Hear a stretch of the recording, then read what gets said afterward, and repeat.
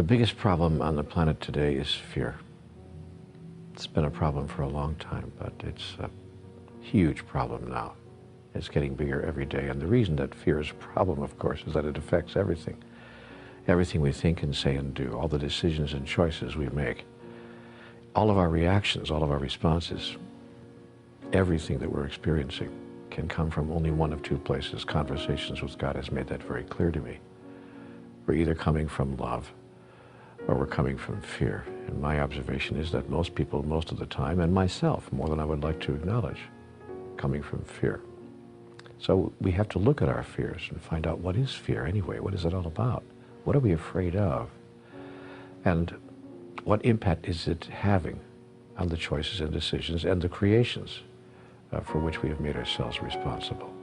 By the way, that's one of the first fears that there is, the fear of being responsible, the fear of placing ourselves in a position of responsibility for all that we are creating. So fear is the first aspect of the human experience, as I understand it, that we need to work very hard to heal, and I might even say to transform. You transform fear, and you transform the world. Now let's take a look at what it is that we're afraid of. First of all, as I observe it, we're afraid of life itself and so much that goes on in life. We're afraid of life because we're afraid of death. Conversations with God says that all fear ultimately is a fear of death. If you're not afraid to die, then you're not afraid to live. But how can you not be afraid to die? Well, you cannot be afraid to die if you understand what death is, and as a result of that understanding, you understand what life is. The wonderful book Home with God, in a Life That Never Ends, explains all this in extraordinary detail. It talks about the moment of our death, the process of death itself, and the reason that we're experiencing life as we are on this planet. I would suggest that anybody who wants to know more about this particular subject take a good look at that book. It's very difficult after reading that text to be afraid at any deep level of dying. And when that fear goes away, as I said, then fear of life disappears as well. We're afraid of nothing and no one because, and there's a very good reason why. See, all fear is based on the idea that we need something. That's what fear is, really. You want to know what fear is defined? The definition of fear is the thought that we are not going to be able to have something we think we need. It's as simple as that. The person who doesn't need anything has no fear of anything. When I don't need anything from you, I don't fear you. When I don't even need my own life, in a sense, when I don't think that I need this particular version of life in this particular physical form, then I'm not afraid even if you kill me. Then I really don't need you for anything. I don't even need you to stop killing me. That creates true fearlessness, and most spiritual masters reside in that place, a place of utter fearlessness.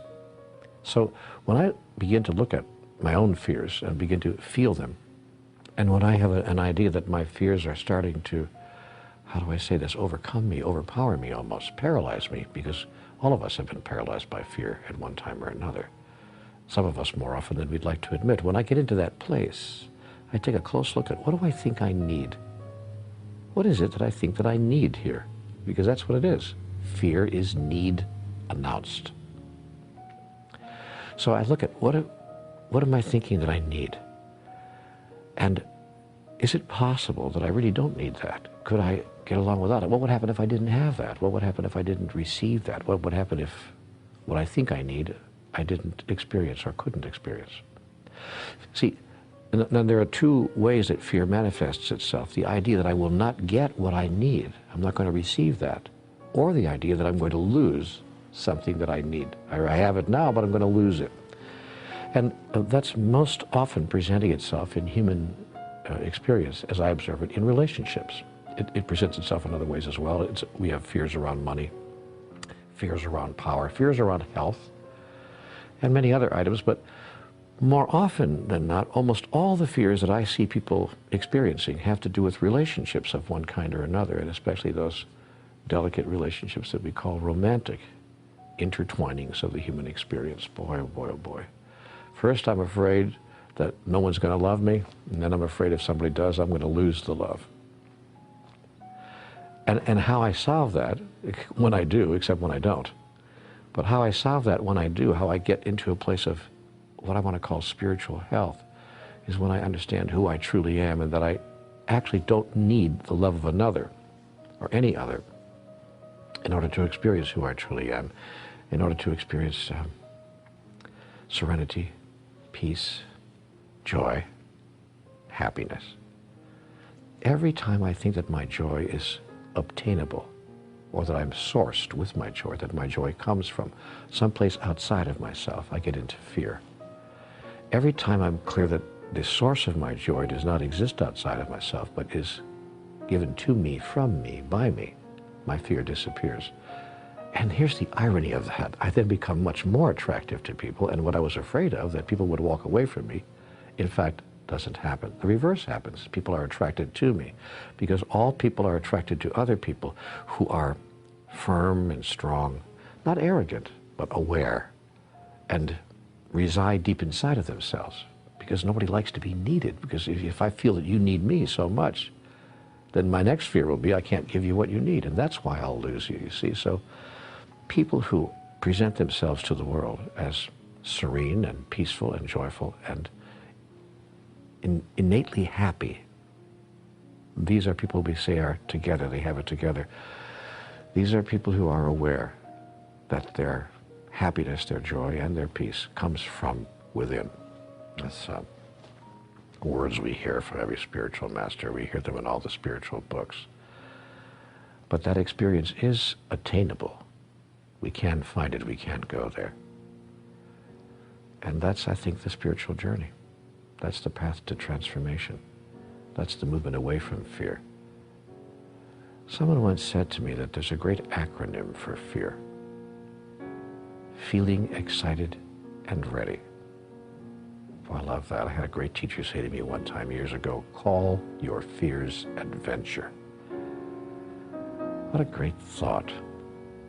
So I'd like to maybe leave you with that thought for today. Whatever you're afraid of right now, realize a couple of things. One, it's not real. You're making it all up. Two, if the thing that you're afraid would happen actually did happen, you and I would still be here tomorrow. It really would make no difference at all. Unless, of course, you wouldn't be here tomorrow, in which case it absolutely would make no difference at all. Three, if you can call your fears adventure, you'll bring in an energy that will heal the fear. The energy of excitement, the energy of being inspired by life itself. Because life, you see, is a process that informs life about life through the process of life itself. And if you live your life filled with inspiration and excitement, soon there's nothing to be afraid of. And it becomes the great joy it was always intended to be. That's how I see it. That's what my conversations with God told me about fear. I could be wrong, of course, about all of this. But I don't think so.